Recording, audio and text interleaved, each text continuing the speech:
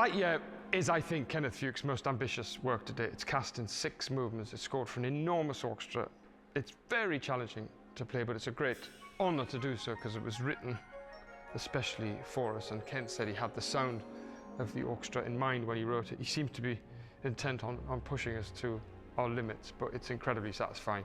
Very rich melodically and harmonically, and I think it represents the composer at the peak of his powers.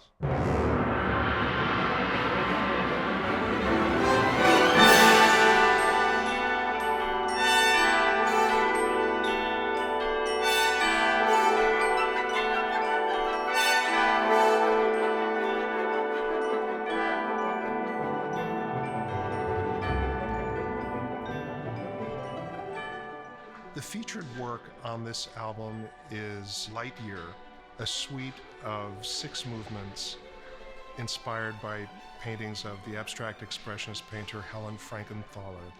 The 6 movements are titled Stargazing, Stella Polaris, Lunar Valley, Hot Ice, Constellation, and Lightyear.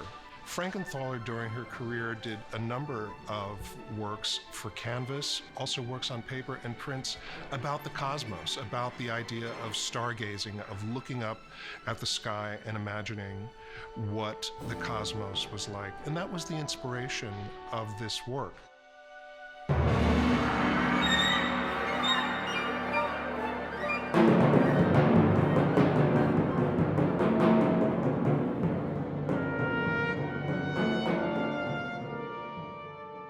One of the things that is commented upon so often about Chandos records is the sound, the Chandos sound that is created by Ralph Cousins, the general manager of the label, along with Brian Pidgeon, one of the great producers in classical music.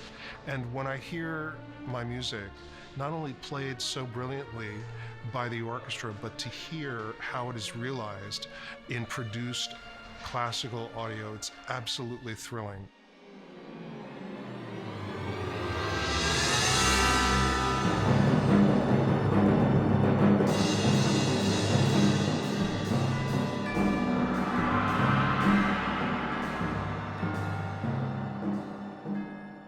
One of the most profound things that has happened to me as a composer, collaborating with John Wilson and the Sinfonia of London over the last several years, is that I feel that my music has grown. For me, it's gotten deeper and richer, and in fact, better.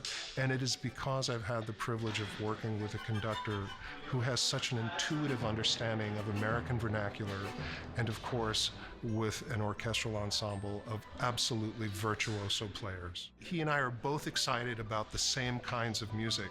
And so when I'm writing for the Sinfonia of London, thinking about the composers whose music have inspired me to find my own voice, I know that I'm writing for a conductor who immediately understands it, and also a record label who has devoted their resources and concept of orchestral sound to maximizing that kind of colorful orchestration.